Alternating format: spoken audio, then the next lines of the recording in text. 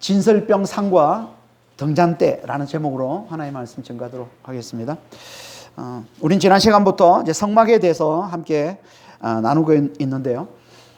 하나님은 모세에게 하나님이 거하실 성막을 만들라고 하시고는 제일 먼저 지성소에 들어갈 유일한 기구인 증거궤를 만들라고 하시고, 이게 우리가 지난주 살펴봤던 말씀이죠. 그 다음에 이제 성소에 들어갈 기구인 진설병 상과 이제 등잔대를 만들라고 하십니다. 이게 오늘 본문 말씀입니다. 성막은요, 크게 세 곳으로 나누어진다고 그랬죠. 지성소와 성소와 마당들, 이렇게 세 곳으로 나누어지는데, 지성소는 이제 하나님만이 거하시는 곳이고, 이제 성소에는 이제 제사장들이 드나드는 곳이고, 그리고 이제 마당들에는 이제 백성들이 드나드는 곳입니다. 이렇게 세 곳으로 나눠지는데, 그 중에 이 지성소와 성소는 합쳐서 성소라고도 부릅니다. 그냥 성소라고도. 그러니까 성소 안에 지성소가 있는 거예요. 단지 이제 성소와 이 지성소 사이에 이제 이 휘장으로 가려져 있을 뿐인 거죠. 그 지성소에 이제 유일한 기구인 이제 정교궤가 있는 것이고, 이게 우리가 지난주 살펴본 것이고, 이제 오늘은 그 지성소 밖, 그 성소의 두 중요한 기구인 이 진설병 상과 등잔대에 대해서 이제 살펴보려고 합니다. 23절에서 28절, 길지만 함께 보겠습니다.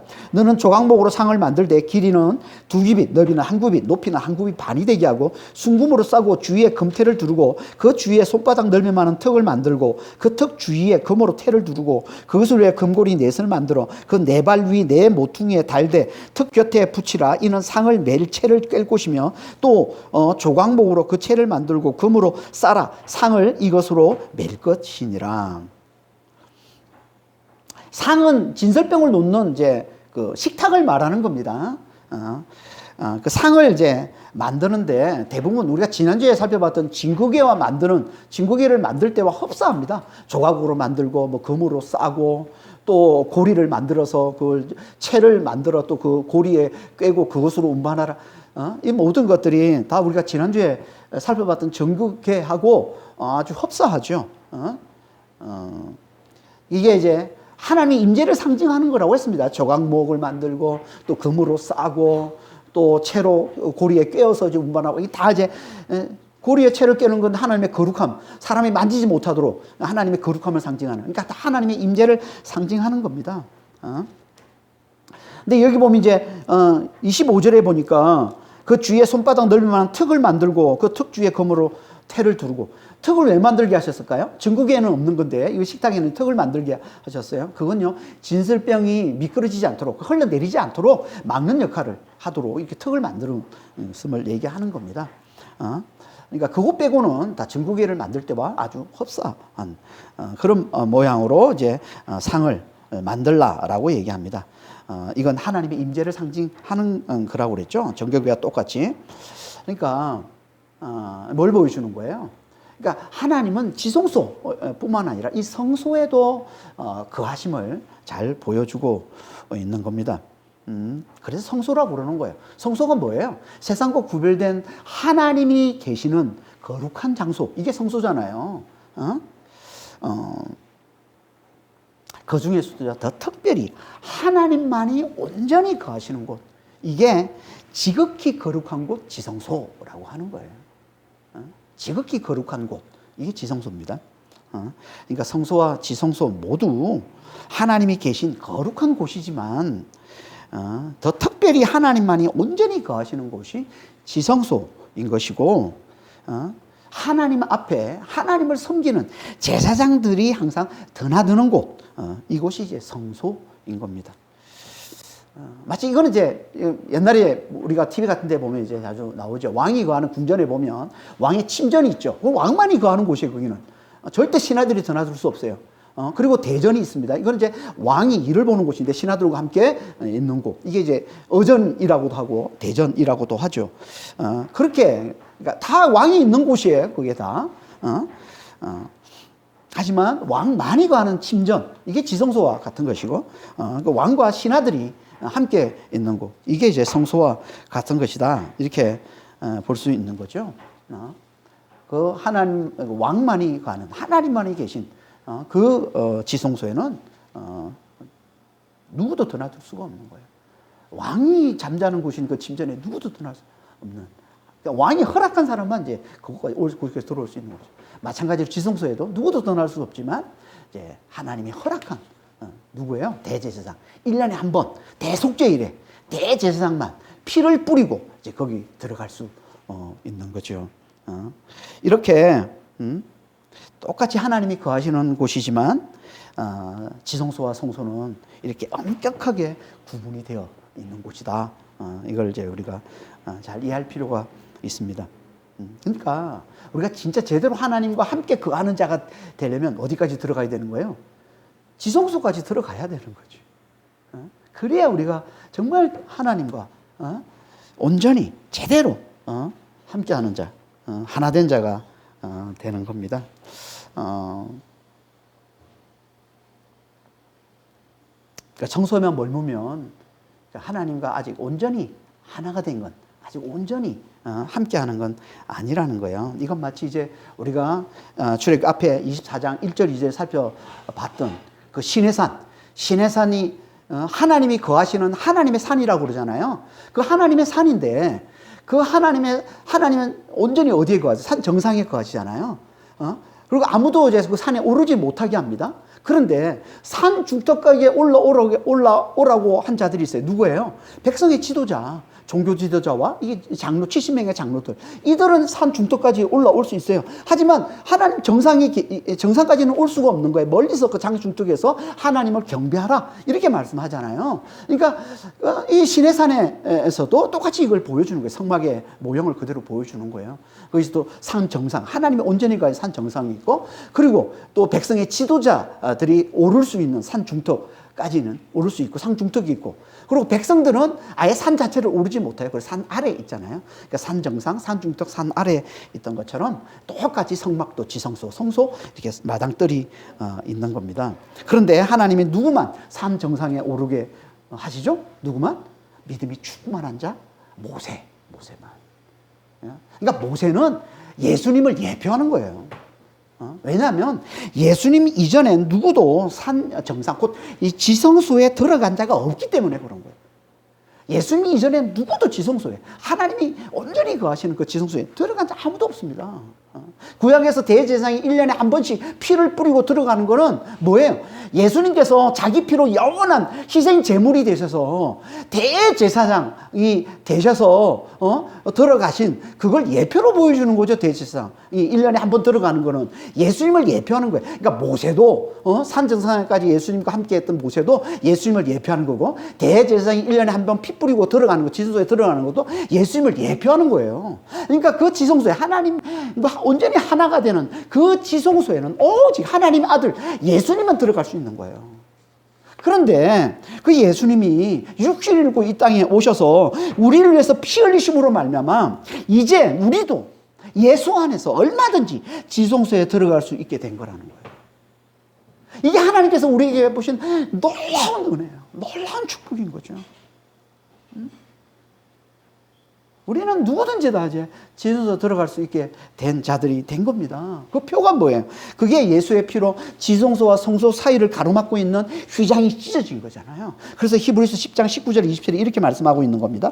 그러므로 형제들아, 우리가 예수의 피를 힘입어 성소, 이 성소는 지성소를 말하는 거예요.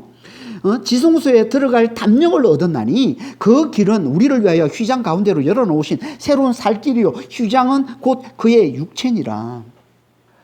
그러니까 예수를 믿음으로 말미암아 우린 다 그 하나님의 침전에, 하나님의 침전, 하나님이 주시는, 하나님만이 거하시는 그것까지 드나드는 하나님과 너무나 가깝고 하나님과 너무나 친밀한 하나님의 자녀가 된 거라는 거예요. 그러니까 그렇잖아요. 하나님의 자녀만 하나님만이 거하시는 그 침전까지 드나들 수 있는 거잖아요.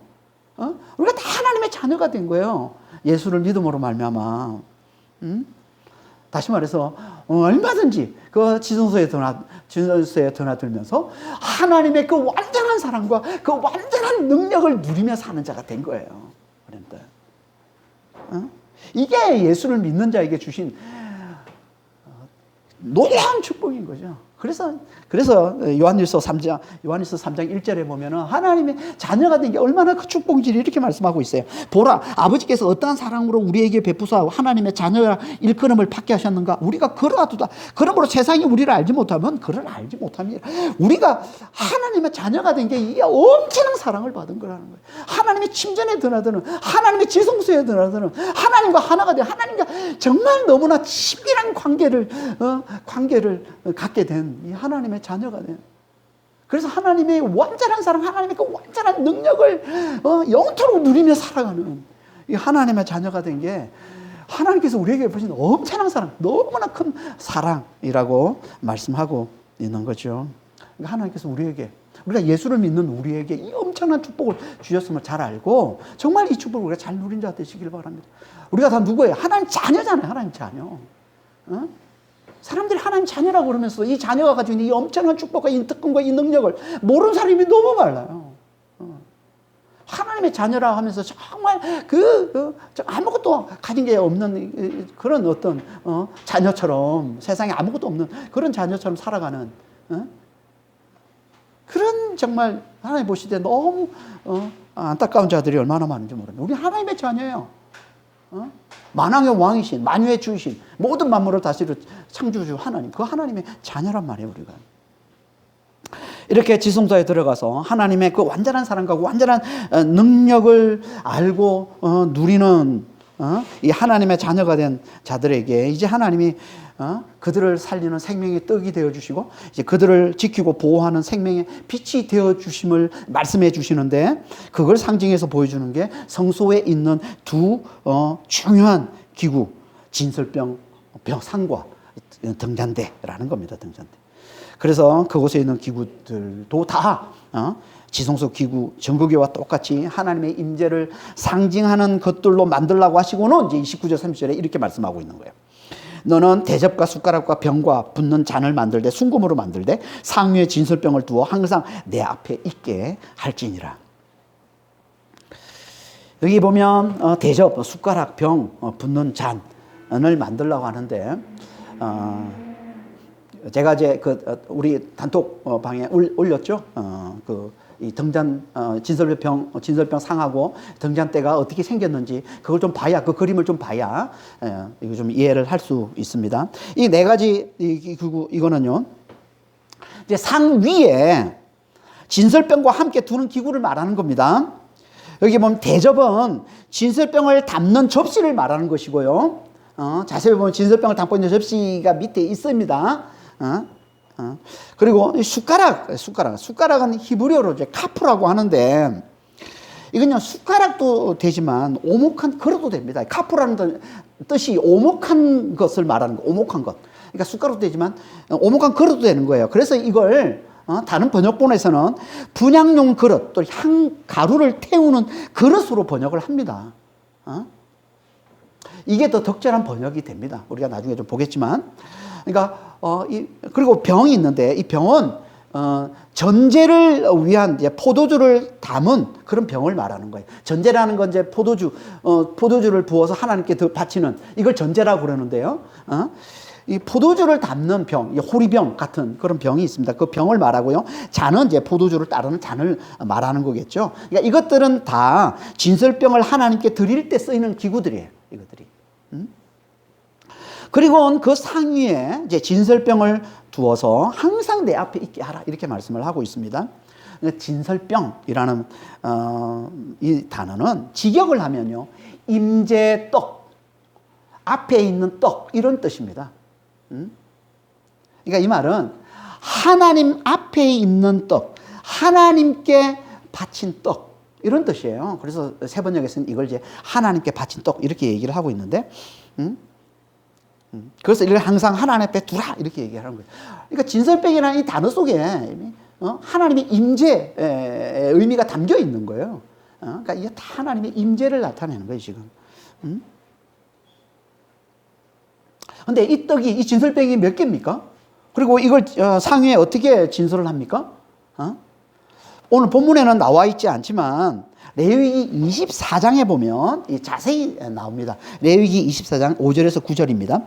너는 고운 가루를 가져다가 떡 12개를 굽되 각 덩이를 10분의 2 에바로 하여 여호와 앞에 순결한 상 위에 두 줄로 한 줄에 6씩 진설하고 너는 또 정결한 유향을 그 각 줄 위에 두어 기념물로 여호와께 화제를 삼을 것이며 안식일마다 이 떡을 여호와 앞에 항상 진설할지니 이는 이스라엘 자손을 위한 것이요 영원한 언약이니라. 이 떡은 아론과 그의 자손에게 돌리고 그들은 그것을 거룩한 곳에서 먹을지니 이는 여호와의 화제 중 그에게 돌리는 것으로서 지극히 거룩함이니라. 이는 영원한 규례니라. 진설병이 몇 개예요? 12개. 12개를 구워서 두 줄로 6씩 쌓아서 진설하라 이렇게 말씀을 하고 있습니다. 왜 12일까요? 그건요 이스라엘 12지파를 상징하는 거기 때문에 그런 겁니다. 이스라엘 12지파를 상징하는. 그러니까 이건요 이스라엘 12지파가 각각 이제 하나씩 매주 안식일마다 이 떡을 가져와서 하나님께 화제를 드리는 거예요. 화제가 뭐냐면 이제 진설병을 이렇게 쌓아놓고 두 줄로 이렇게 쌓아놓고 그 위에 아까 얘기했죠. 여기서는 숟가락으로 얘기하겠지만 실제는 오모라크는 향을 담는 한 가루를 담은 그릇이에요. 그 한 가루를 거기서 태우는 거예요. 그게 화제. 한 가루를 태워서 하나님께서 그 향기를 만든 거예요. 그걸 받으시는 거란 말이에요. 그래서 이렇게 떡을 가져와서 하나님께 화제를 드리고 일주일 동안 하나님께 둡니다. 하나님 앞에 일주일 동안. 그리고는 이제 일주일 후에 안식일마다 이제 갈아주는 거예요. 떡을. 그러면 이제 그 지난 진설병 떡은 어떻게 합니까? 아론의 자손 곧 제사장들만 먹을 수 있도록 그들에게 주라라고 얘기를 하고 있는 거예요. 일주일이 지나도 상하지 않는 떡은요 하나밖에 없어요. 무교병이 누룩이 들어있지 않는 병. 그래서 이 진설병은 무교병을 얘기하는 거예요. 누룩이 없는 떡으로 만든 무교병을 얘기하는 겁니다. 이게 진설병인 거예요. 그러니까 왜 하나님이 이걸 하나님께 드리라고 했을까요? 각 지파에서 하나씩 해서 12지파를 상징하는 것으로 이렇게 하나님께 드리라고 했을까요? 이건요 하나님이 그들을 살리는 생명의 떡이 되심을 나타나기 위해 그런 거예요. 하나님이 그들을 살리는 생명의 떡이 되심을 나타내요. 그러니까 하나님의 백성 곧 하나님이 사랑하는 자들에게는 하나님이 그들의 생명의 떡이 되어주심을 말씀하고 있는 거예요. 이게 진설병 떡, 하나님 앞에 두는 진설병 떡 이야기인 거예요. 이걸 대표해서 보여주는 게 뭐예요? 광야 생활 40년 내내 하늘에서 내려주신 하늘의 양식 만나인 거죠. 만나. 이게 하나님이 그들의 생명의 떡이 되심을 보여주는 게 만나예요. 그래서 하늘에서 하나님께서 만나를 그들에게 40년 내내 만나를 내려주시잖아요. 이걸 신약에서 영적인 실상으로 말씀하고 있는 게 뭐예요? 이 만나는 그림자예요. 예표예요. 뭘 나타내는? 영적인 실상이 누구예요? 예수님. 그래서 예수님이 생명의 떡으로 오셨다라고 말씀하고 있는 거예요. 요한복음 6장 35절입니다. 예수께서 이르시되 나는 생명의 떡이니 내게 오는 자는 결코 줄이지 아니할 터요 나를 믿는 자는 영원히 목마르지 아니하리라. 예수님이 생명의 떡이 되신다는 겁니다. 이 말은 곧 예수 안에서 하나님이 생명의 떡이 되신다는 말과 같은 말이에요.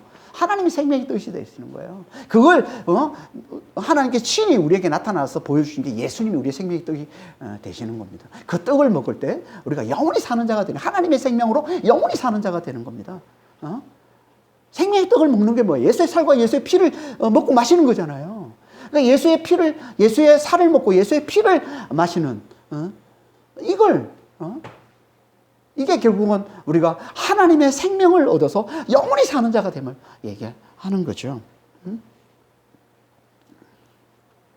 예수의 피를 먹고 예수의 살을 먹고 예수의 피를 마신다고 하는 거는 예수의 죽음과 부활을 믿는 걸 말하는 거예요.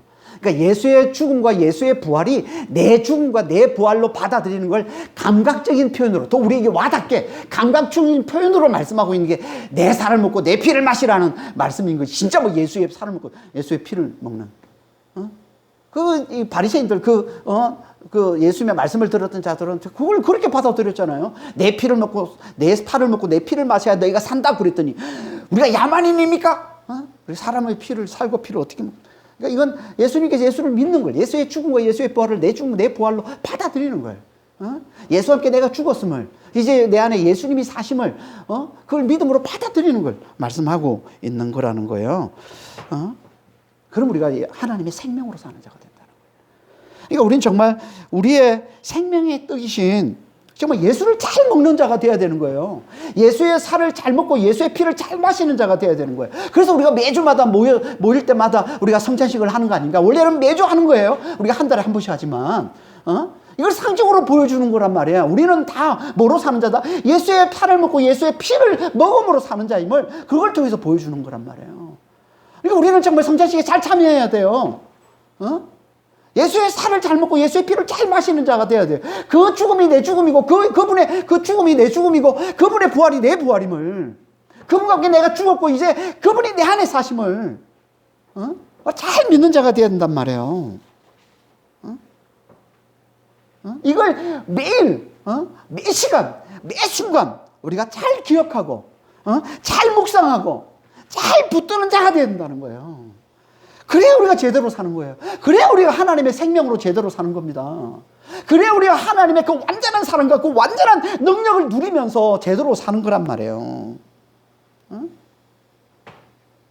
우리가 정말 하나님의 그 은혜, 하나님의 놀라운 생명을, 그 영원한 생명을, 그 풍성한 생명을, 완전한 사랑과 완전한 능력을 누리게 해주는 그 생명을 우리가 잘 누리지 못하는 건 뭐 때문에 그런 거예요? 우리가 예수의 살과 예수의 피를 제대로 먹지 못해서 그런 거 아니에요. 그걸 뭐예요? 생명의 떡으로 우리에게 주셨는데, 영원히 목마르지 않고 영원히 줄이지 않는 생명의 떡으로 우리에게 주셨다고 그러는데, 이걸 안 먹으니까, 예수의 죽음과 예수의 부활을 제대로 붙들질 않으니까, 이걸 제대로 기억하지 못하고 묵상하지 않으니까, 그러니까 우리가 제대로 못 사는 거예요. 그 하나님 완전한 사랑과 능력으로 살지는 못하는 거예요. 늘 세상이 치면 그냥 거기에 무너지고 그냥 거기에 그 두려움과 그 걱정, 연력, 근심 여기에 사로잡혀가지고 그냥 사는 거잖아요, 우리가. 응? 응? 정말 우리는 예수를 잘 먹어야, 우리가 하나님의 완전한 사랑과 완전한 능력을 누리는 진짜 하나님의 생명으로 제대로 사는 자가 되는 겁니다. 이걸 보여주는 게 이스라엘을 상징하는 12개의 진설병이 늘 하나님 앞에 있는 거예요. 너희는 내 생명으로 사는 거야. 내 생명, 내가 주는 생명의 떡으로 사는 거야. 이걸 말씀하고 있는 거란 말이에요. 근데 그 떡을 누구만 먹는다고 합니까? 제사장만 먹는다는 거예요. 여러분, 제사장이 누구예요? 하나님과 세상 사이의 선자를 얘기하는 거예요.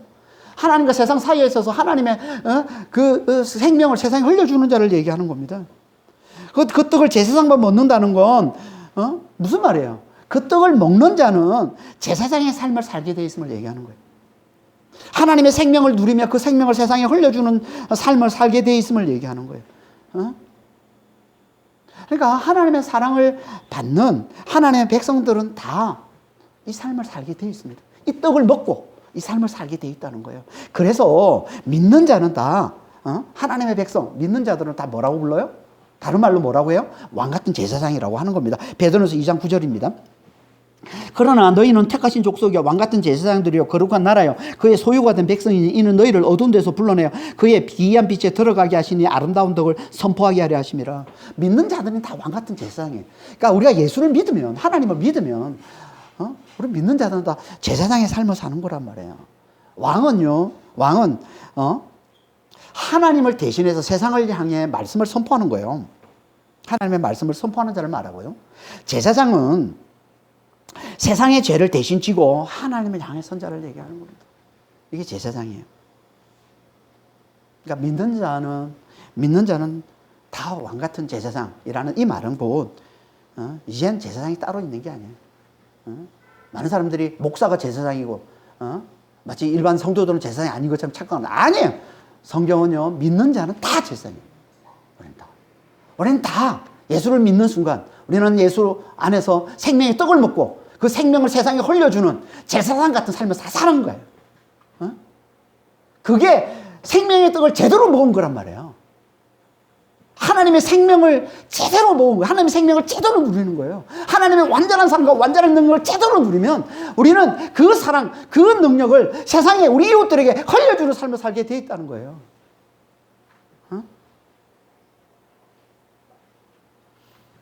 이걸 말씀하는 게 12개의 진설병을 제사장들만 먹게 하시는 겁니다. 그러니까 우리는 성찬식으로 상징되는 우리의 생명의 떡이 되시는 예수의 살과 피를 잘 먹는 자가 되어서 정말 그분의 생명을 잘 누리고, 먼저 잘 누리고, 그분의 완전한 삶과 완전한 능력을 제발 좀 잘 누리고, 그리고 그 생명을, 그 완전한 사랑과 그 능력을 우리 이웃들에게 세상에 잘 흘려주는 이 왕같은 제사장의 삶을 잘 사시는 그런 믿음의 성도들이 다 되시길 바랍니다. 이게 진설병이에요, 이게. 그러니 이제 하나님이 우리를 보호하고 우리를 돌보시는 생명의 핏되심을 말씀해 주고 있습니다. 그게 등잔대입니다. 31절에서 36절입니다. 너는 순금으로 등잔대를 쳐 만들되 그 밑판과 줄기와 장과 꽃받침과 꽃을 한 덩이로 연결하고 가지 6을 등잔대 곁에서 나오게 하되 다른 3가지는 이쪽으로 나오고 다른 3가지는 저쪽으로 나오게 하여 이쪽 가지에 살구꽃 형상의 잔색과 꽃받침과 꽃이 있게 하고 저쪽 가지에도 살구꽃 형상의 잔색과 꽃받침과 꽃이 있게 하여 등잔대에서 나온 가지 6을 같게 할지며 등잔대 줄기에는 살구꽃 형상의 잔색과 꽃받침과 꽃이 있게 하고 등잔대에서 나온 가지 6을 위하여 꽃받침이 있게 하되 2가지 아래에 한 꽃받침이 있어 줄기와 연결하며 또 2가지 아래 한 꽃받침이 있어 줄기와 연결하며 또 2가지 아래 한 꽃받침에서 줄기와 연결하게 하고 그 꽃받침과 가지를 줄기와 연결하여 전부를 순금으로 쳐 만들고. 뭐 같은 말을 계속 반복하고 뭐 해가지고 무슨 뭔 말이야? 예. 이해가 안 되기 쉬운데요. 그래서 제가 그림으로 보내준 그 단톡방에 올린 그 그림을 잘 보고 잘 참고하시기 바랍니다. 성소에 들어가는 방향으로 보면요, 오른쪽에 진설병 상이 있고요, 그 마주에서 왼쪽에 등잔대가 있습니다. 이 등잔대는 히브리 말로 메노라라고 하는데, 메노라 이는요 등대, 촛대라는 말로 이제 번역되기도 합니다, 성경에서. 이 등잔대를 만드는데 어떻게 만들려고 합니까? 지성소 안에 있는 속죄소를 만들 때와 똑같이 지성소 안에 정거기 위에 속죄소를 만들잖아요. 이 속죄소를 어떻게 만들어요? 다 순금으로 쳐서 만들려고 그러죠. 그와 똑같이 이 등잔대도 다 순금으로 쳐서 만들려고 얘기합니다. 계속 강조해서 그렇게 말씀을 하고 있죠. 순금으로 쳐서 만들라.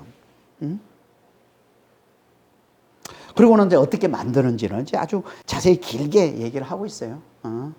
그러니까 우리 그림에 보면 잘 나오지만 밑판이 있고, 그 다음에 줄기가 있고, 그 다음에 이게 꽃이 있고 꽃 받침이 있는데 이게 살구꽃 모양이에요. 살구꽃 모양. 그게 살구꽃 모양 꽃과 꽃받침이 있고 거기에 소위의 잔같이 생긴 오목한 게 생긴 것이 있어요. 그래서 이게 잔이라고 얘기하는 거예요. 지금 꽃으로 된 잔이란 말이에요. 꽃으로 된. 그러니까 이게 잔과 뭐 꽃받침과 꽃이 있다 보니까 딱 떨어져 있는 게 아니라 꽃받침과 꽃을 갖춘 꽃이 있는 살구꽃 모양의 잔을 얘기하는 거예요. 이게 잔. 그게 이게 줄기에 4개 있습니다. 맨 위에 있고 그다음에 중간에 3개 있죠. 예, 모양이. 그리고 이제 그 줄기에서 양쪽으로 이제 가지가 나와서 3개 나와서 6개죠. 6개. 3개, 6개. 그리고 그 가지마다 또 3개씩 살구꽃 모양 잔이 있어요. 살구꽃 모양 잔. 3개. 그러니까 토탈 살구꽃 모양 잔이 몇 개예요? 22개죠. 22개. 살구꽃 모양의 잔을, 그러니까 지금 거의 등잔대는 살구꽃 모양의 이 잔이 마치 이렇게 뒤덮여 있는 그런 형국인 거죠, 지금. 그렇게 만들라는 거예요. 그런 내용인 겁니다. 이게 등잔대인데, 이걸 여기서 강조하는 건 이제 2가지입니다. 하나는 다 연결해서 순금으로 쳐서 만들라는 거죠. 다 연결해서 한 덩이로 다 끊기지 않고 다 이어져서 하나됨을 상징하는, 전부가 다 하나임을 이제 강조하는 건데요. 순금으로 만들라. 이걸 38절 이하에서도 한 번 더 강조해서 이렇게 얘기합니다. 38절 이하에 그 불집게와 불똥 그릇도 순금으로 만들지니 경잔대와 이 모든 기구를 순금 한 달란트로 만들되 너는 삼가 이 산에서 내게 보인 양식대로 할지니라. 이 불집게는 심지 끄는 가위를 얘기하는 거예요. 심지 그리고 이제 불똥 그릇은 다 탄 심지를 옮기는 이제 그릇을 말하는 건데, 등잔대는 이제 제사장들이 매일 저녁 상번제 때, 제사장들은 매일 2번 제사를 드립니다. 그 아침 저녁에. 그러니까 저녁 상번제 때 여기 이제 등잔대 맨 위에 7개 있죠. 여기에 이제 등잔이 있어요. 등잔. 요 잔 위에 또 등잔이 있습니다. 이 등잔에 기름을 붓고 심지를 놓고 해서 그 심지에 불을 태우는 겁니다. 그래서 불을 붙여서 밤새도록 성소를 밝히도록 하고는 아침 상번제 때, 아침 제사 때 이 불을 정리하는데요. 그때 사용하는 게 이제 불집게와 불똥 그릇이에요. 그것도 다 뭐로 만들어라? 순금으로 만들어라 라고 얘기를 하고 있습니다. 그래서 이 전체 순금의 양이 금인 1달란트라고, 1달란트. 여러분, 1달란트, 뭐 지금은 우리가 이렇게 측정을 안 해서 잘 모르는데, 우리가 하는 우리 무게로 하면 34kg 정도 됩니다. 1달란트면. 금이 34kg면 얼마 정도의 가치가 있는지 아십니까? 노동자 하루 품삯의 9만 배래요. 이걸 연봉으로 따지면 노동자의 250년 연봉입니다. 이게 금 한 달란트예요. 34kg 금. 노동자의 250년 연봉. 엄청난 가치죠. 이 가치를 들여서 이제 등잔대를 만드는 겁니다. 이 순금은 뭘 상징한다고 했습니까? 영광과 존귀함. 하나님의 영광을 상징. 그러니까 이 말은 순금을 이렇게 강조하는 건 결국 뭘 강조하는 거야? 영광의, 너무나 영광스러운 하나님의 임재를 강조하는 겁니다. 하나님이 임재하심을, 너무나 영광스러운 하나님이 임재하고 계심을 강조하고 있는 거예요. 이게 순금으로 쳐서 만든 순금 등잔대인 겁니다. 그리고 또 한 가지 강조하고 있는데 그게 뭡니까? 그게 살구꽃 모양의 잔이에요. 살구꽃 모양의 잔. 뭐 22개의 살구꽃 모양의 잔을 만들라라고 얘기하는데, 그걸 이어서 지금 이 등잔대를 만드는 거거든요. 그걸 이어서. 왜 이렇게 살구꽃을 강조하는 걸까요? 왜? 그건요, 살구꽃이라는 이 단어의 원래 의미 때문에 그런데요. 살구꽃은 히브리어라면 사케드입니다. 사케드. 근데 이 사케드라는 단어의 원래 의미인 샤카드, 동사. 샤카드는 밤을 새우다, 경계하다, 지키다, 주의하다라는 뜻이에요. 여기서 파생되어서 명사인 사케드가 됐는데, 이 사케드가 살구꽃이라는 뜻이 있는 거예요. 살구꽃. 왜 살구꽃을 이렇게 연결돼서 살구꽃이라고 지었을까요? 사케드를. 살구꽃. 그건요, 이 살구꽃이 이른 봄인 1월, 2월, 그러니까 아직 봄이 오기 전에 꽃을 피워서 봄이 오는 걸 미리 알리는 역할을 하기 때문에 그런 거예요. 그러니까 봄이 오는지를 지켜보다가 계속 지켜보다 봄이 오는 것을 알려주는 역할을 하는 게 이게 살구꽃. 이걸 아몬드 나무라고도 하는데, 아몬드 나무 얘기예요. 그래서 이걸 에덴 동산의 생명나무를 상징하는 거다 이렇게 얘기하기도 합니다. 이 살구꽃이. 그러니까 겨울에도 죽지 않고 1, 2월에 봄이 오기 전에 미리 살아나서 꽃을 피워서 그 봄이 옴을 알려주는, 봄이 오는지를 지켜보고서 봄이 오는 것을 알려주는 역할을 하기 때문에. 그래서 살구꽃을 이 지키다는 단어와 연결해서 이걸 살구꽃이라고 부르는 거예요. 이 두 관계를 잘 보여주는 본문이 예레미야서 1장 11절 12절 말씀입니다.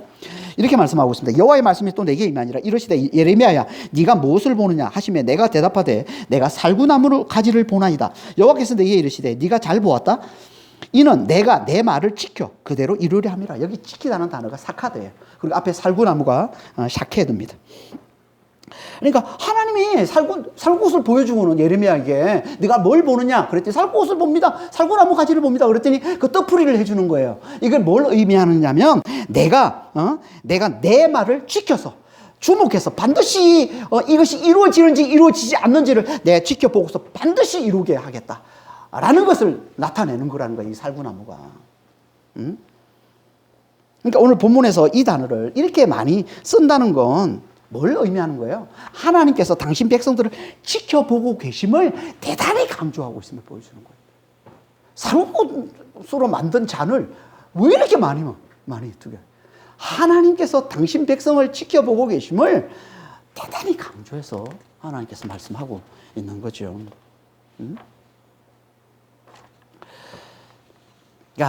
영광의 하나님이 늘 당신 백성을 지켜보고 계심을 강조해서 말씀해 주고 있는 게, 이게 등잔대를 연결해서 순금으로 쳐서 만들되 살구꽃 모양의 잔들로 가득하게 만들라라는 거예요. 그 등잔대를. 이렇게 하나님이 우리를 지켜보시는 게, 이게 곧 뭡니까? 이게 우리를 보호하고 우리를 돌보시는 하나님의 생명의 빛 되심을 보여주는 겁니다. 그래서 37절에 이렇게 말씀하고 있는 거예요. 등잔 7을 만들어 그 위에 두어 앞을 비추게 하라. 등잔 7을 만들어. 여기 등잔 7한테 이 등잔은요, 앞에서 말하는 살구 형상의 잔할 때 잔과 단어가 달라요. 그러니까 살구 모양 잔할 때는 그냥 잔 모양, 그러니까 오목한 그릇 모양, 사발 모양을 얘기하는 거고, 여기 등잔은 등불을 얘기하는 겁니다. 여기 등불. 그러니까 여기에 기름을 붓고 심지를 꽂아서 등불이 되는 그런 걸 얘기하는 거예요. 그래서 등잔이라고도 하고 등불이라고도 하는 거예요. 이 단어가 네르라는 단어인데, 이걸 7개 만들어서 등잔대 위에 두어서 앞에 비추게 하라라고 얘기하고 있는 거예요. 7은 성경의 항상 어떤 의미라고요? 완전수죠, 완전수. 그러니까 이건 모든 곳을 다 비추는 걸 얘기하는 거예요. 모든 곳을 다 비춰주는 걸 7이라는 상징수를 써서 표현하고 있는 겁니다. 그러니까 이건 하나님의 모든 곳을 다 지켜보심을 말씀하고 있는 거예요. 이게 7 등잔이에요. 그래서 스가랴서 4장 2절 10절에 이렇게 말씀하고 있는, 등잔대 7 등잔을 이렇게 말씀하고 있는 거예요. 내가 보니 순금 등잔대가 있는데 그 위에는 기름 그릇이 있고 또 그 기름 그릇 위에 7 등잔이 있는데 이 7은 온 세상에 두루 다니는 여호와의 눈이라. 온 세상에 온 세상을 지켜보시는 여호와의 눈. 이걸 상징하는 게 뭐라고요? 7 등잔, 7 등불이라는 겁니다. 7 등불. 이렇게 하나님이 온 세상을 지켜보시며 당신 백성들을 지키시고 보호하셔서 그들을 돌봐주시는 그들의 생명의 빛이 되심을 말하는 거예요. 이게 등잔대인 거예요. 그러니까 이건 하나님이 우리와 함께 하시며 우리를 보호하심을 나타내는 가장 강력한 상징물인 거예요, 이 등잔대가. 그래서 지금도 유대인들은요, 이걸 대단히 소중히 여깁니다. 그래서 그들의 회당에 다른 어떤 형상도 두지 않고 이 형상만 두는 거예요. 이 등잔대만 두는 겁니다. 그들은요, 십계명의 제2계명, 어떤 것으로도 형상을 만들지 말라 했기 때문에 절대 형상을 만들지 않아요. 그런데 유일하게 하나님께서 이 등잔대를 만들라고 하셨기 때문에, 그래서 이것만 만들어서 회당의 유일한 상징물로, 그들의 상징물로 회당에 두고 있는 겁니다. 마치 우리가 교회 안에 십자가를 둔 것처럼 그들은 이 등잔대, 회당에 보시면 항상 이게 중심이에요. 회당의 중심에 이게 있어요. 등잔대. 그만큼 이걸 중요하게 여긴다는 거예요. 이걸 히브리 말로 뭐라고 한다고요? 메노라. 기억해 두시는 게 좋아요. 메노라. 이걸 또 다른 말로 유대인들이 부르는 이름이 있는데 그게 네르 타미드라는 말이에요. 네르라는 말이 등불이라는 뜻이라고 그랬죠? 타미드는 영원한 뜻이라고 했어요. 영원한 등불. 이게 메노라예요. 영원한 등불. 이 말은 무슨 의미예요? 하나님이 그들과 함께 하시며 그들을 영원히 지켜보시고 돌보시는 등불, 곧 그들의 생명의 빛 되심을 고백하는 거예요. 하나님이 우리의 생명의 빛 되신다라는 것을 상징해서 그들이 늘 바라보고 늘 붙들고 살아가는 것, 그게 등잔대예요. 등잔대. 하나님 우리에게도 이런 고백이 있기를 원하세요.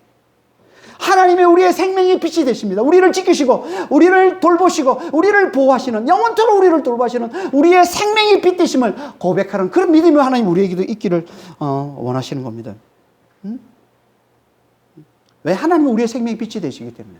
그래서 예수님이 이렇게 말씀하신 거예요. 요한복음 8장 12절에 예수께서 또 말씀하여 이르시되 나는 세상의 빛이니 나를 따르는 자는 어둠에 다니지 아니하고 생명의 빛을 얻으리라. 예수님이 생명의 빛이시라는 거예요.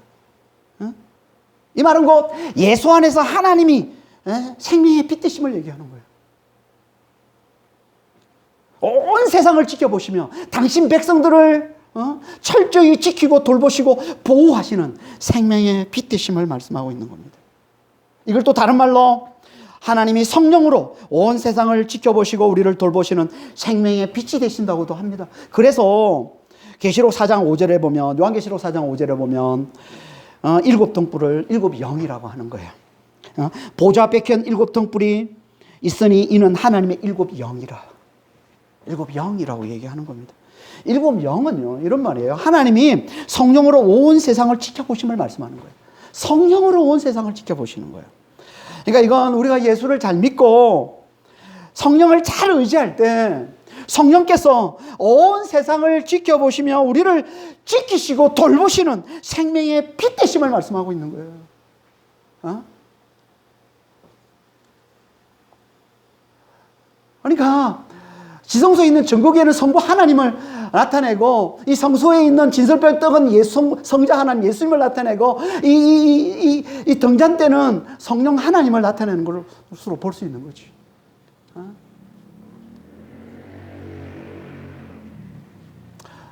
그러니까 우리는 예수님을 잘 믿고 성령을 잘 의지하는 자가 되어야 한다는 거예요. 그 예수 안에서 우리가 생명의 떡을 누리고, 그리고 성령 안에서 우리가 생명의 빛을 누리는 거예요. 우리를 살리는 생명의 떡. 세상의 어떤 풍파에도 광야 같은 이 세상을 이겨내는 그 생명의 떡을 우리가 먹고 마시는 삶을 살면서, 또 성령 안에서 우리가 생명의 빛, 광야에서 우리가 길을 잃기 쉬운 그 광야에서 우리를 지키고 우리를 돌보고 우리를 또 보호하시는 그 생명의 빛을 누리는 삶을 살게 되는 거죠. 정말 우리는 예수를 잘 믿고 성령을 잘 의지하는 삶을 살라는 겁니다. 그런 우리를 들어서 하나님은 또 어떻게 하신다고요? 우리를 세상의 빛으로 사용하시는 거예요. 그래서 우리를 또 세상의 빛이라고도 하는 겁니다. 마태복음 5장 14절입니다. 너희는 세상의 빛이라. 당연히 우리를 통해서 예수님이 드러나심을 얘기하는 거죠. 세상의 빛 되시는 예수님. 아니, 예수님도 세상의 빛인데 우리도 세상의 빛이야. 아니, 우리 이렇게 초라한 세상의 빛이 있어요. 우리 안에 예수님이 계시기 때문에 그 예수님을 드러내심을 얘기하는 거. 이게 세상의 빛 되시는. 그러니까 우리는 예수 안에서 온 세상을 지켜보시며 우리를 돌보시는 이 생명의 빛을 누리면서 세상에 그 빛을 흘려주는 어둠 가운데 있는 그 세상 우리 이웃들을 잘 끼고 그리스도를 드러내서 그분의 사랑과 그분의 완전한 사랑과 그 능력을 우리가 드러내어서 그들을 지키고 돌보는 생명의 빛을 잘 흘려주는 자가 되라는 거예요. 그러니까 진설병 상과 이 등잔대는 신약 백성인 우리에겐 다 뭘 말하는 겁니까? 생명의 떡, 진정한 생명의 떡, 진정한 생명의 빛이 되시는 예수 그리스도로 말하는 거죠. 이게 진설병 상과 이게 등잔대예요. 예수 그리스도를 얘기하는 거예요. 예수 그리스도, 그 살과 피를 얘기하는 거예요. 예수 그리스도의 영, 성령을 얘기하는 거예요.